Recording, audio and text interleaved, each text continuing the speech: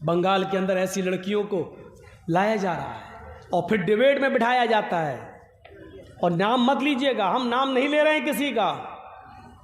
बंगाल की भी एक एमपी है टीएमसी की, बदकिस्मती कह लो कि वो एक हाजी की बेटी भी है। बाकायदा उसको डिबेट पे लाया जाता है, बिठाया जाता है और बाकायदा उसकी जबान से कहलवाया जाता है और वो कहती है कि इस्लाम में कहाँ मना है, इस्लाम तो इंसानियत सिखलाता है। अगर हमने किसी गैर मुस्लिम से शादी कर ली तो क्या वो इंसान नहीं है? और इंसान का पाठ सबसे ज्यादा तो हमारे धर्म ने, हमारे मजहब ने पढ़ाया है। ये इस्लाम का प्रचार करेंगी टीवी डिबेटों के अंदर, ये जाके इस्लाम का इंट्रोडक्शन कराएंगी और परिभाषा बतलाएंगी कि इस्लाम क्या है। ऐसे लोगों को बिठाया जाता है, ऐसे लोगों को। और बदकिस्मती से एक चैनल वाले ने मुझे भी बुलाया था, सोचा कि जर्जी साहब बहुत चैलेंज करते हैं, डिबेट बुलाऊं। गया, एक पर्चा मेरे हाथ में पकड़ा दिया, सवाल 5 मिनट के बाद कहने लगा कि पढ़ लिया सवाल। मैंने कहा जी करिए, इसका जवाब मैं दूंगा। उसने कहा नहीं आपको जवाब नहीं देना है। हमने कहा क्यों, क्या हुआ? उसने दूसरा पर्चा पकड़ा दिया, ये सवाल थे, ये जवाब है, आपको ये जवाब देना है। मैंने कहा सवाल भी आपके, जवाब भी आपके? कहा जी। मैंने कहा मेरा फ़ायदा? बोला 10,000 रुपये दे दूंगा बाद में। मैंने कहा सवाल आपके सख्त हैं, मुझे कबूल हैं, मंजूर हैं, लेकिन जवाब मुझे आपके मंजूर नहीं है। जवाब वो है, जवाब तो मैं दूंगा। बोले फिर आपको डिबेट में नहीं रखा जाएगा। मैंने कहा और जो लोग आते हैं, मुसलमान लोग, मौलाना लोग, साफ कह रहा है, क्या मालूम है, सब 10,000 रुपये लेते हैं। इसीलिए मैंने बंगाल की धरती पे कहा था कि जो आज डिबेट में बैठ रहे हैं जो मौलवी लोग, ये हमारे कायद नहीं है, हमारे रहबर नहीं है, हमारी आवाज ये नहीं उठा रहे हैं। इस धोखे में मत रहिएगा आप। मजा तो तब है सवाल आपका हो, जवाब हमारा हो। नहीं, सवाल ये है, जवाब ये नहीं। उसमें एक सवाल 3 तलाक के ऊपर भी था और ये भी कहा गया था कि आप तो अहले हदीस हैं, आप तो 3 तलाक को 3 मानते ही नहीं, तो आप इसका जवाब दीजिए और बताइए कि मोदी ने जो कानून बनाया बहुत अच्छा। मैंने कहा वो हमारा पर्सनल मसला है, 3 तलाक 3 या 1 ये हमारे घर की लड़ाई है, लेकिन इसके जवाब में आप ये हमसे कहलवा रहे हैं कि मोदी जी ने बहुत अच्छा किया। तुम्हारे जवाब को मैं अपने पैरों के बूट के नीचे रखता हूं, नहीं मानता तुम्हारा ये मसला। फाड़ दिया मैंने वो उसका जवाब।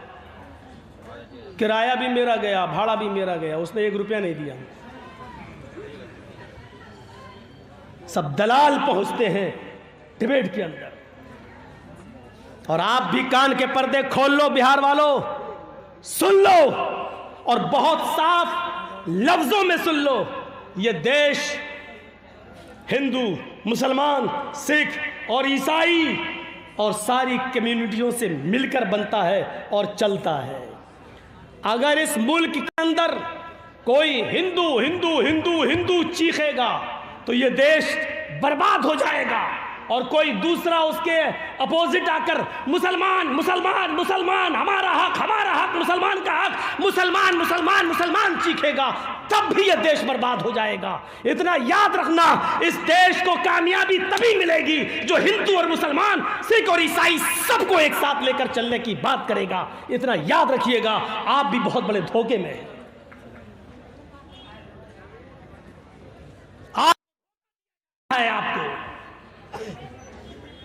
आपको अंधेरे में रखा जा रहा है। मैं ऐसे बीजेपी के नेताओं को जानता हूं जिन्होंने मेरे साथ ब्लैंक चेक फेंक दिया मेरे हाथ सामने, लो मौलाना क्या हुआ, भर लो जितना भरना हो। मैंने कहा क्या हुआ? कहने लगे मोदी को इतनी गाली दो, इतनी गाली दो। हमने क्या मतलब? कहा कि हम यही तो चाहते हैं कि तुम जितना बुरा कहोगे उतना ही हमारी कम्युनिटी एक हो जाएगी, वो सब एक हो जाएंगे। मैं तो हिल गया, मैंने कहा अरे बाप रे, अरे अल्लाह, ये इनकी प्लानिंग होती है, ये प्लानिंग, यानी गाली देने के लिए पैसे दिए जा रहे हैं। ये सूरत हाल पैदा हो रही है। इतनी गंदी हो गई सियासत, इतनी गंदी हो गई है राजनीति। इसलिए याद रखो मेरे भाइयों, ये देश सिर्फ हिंदू हिंदू कहकर नहीं चलेगा, सिर्फ मुसलमान मुसलमान कहकर नहीं चलेगा। सारी पार्टियों ने हमें लूटा, इसमें कोई शक नहीं, हमारा कोई नहीं, इसमें कोई शक नहीं। हम किससे उम्मीदें रखें? कौन है हमारा? कौन है? किसी भी सियासी पार्टी ने, जितनी भी है भारत के अंदर, किसी ने भी हमारे साथ इंसाफ नहीं किया है।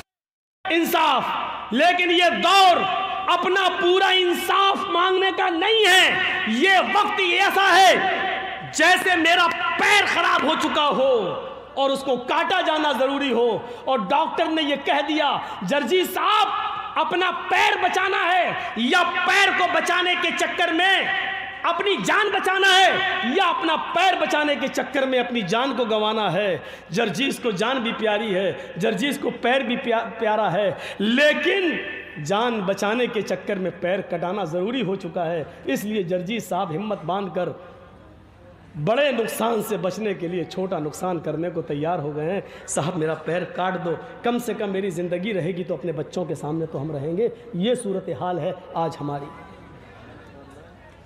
ये याद रखिएगा, ये सोच लीजिएगा। एनआरसी आपके सर पे मुंडला रही है।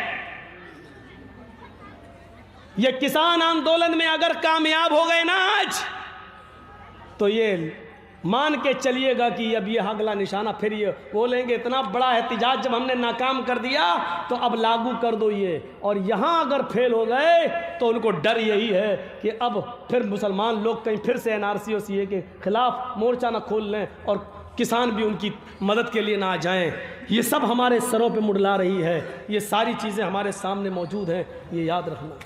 तकरीर करता हूँ मैं मालदा में, बोला मैंने मालदा में, जीते तो वतन मुबारक, हारे तो कफन मुबारक। बोले हम मालदा कलिया चक में, और केस होता है मौलाना जर्जीस के ऊपर इटावा में, मेरे यहाँ।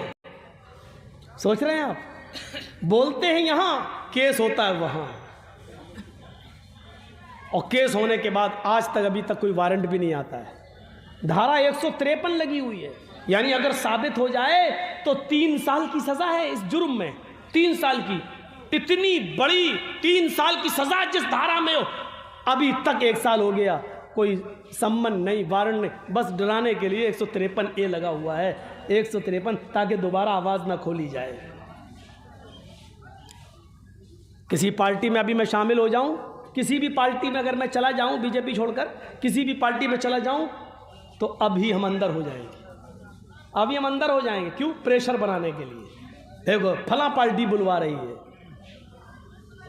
यह सूरत हाल हो चुकी है।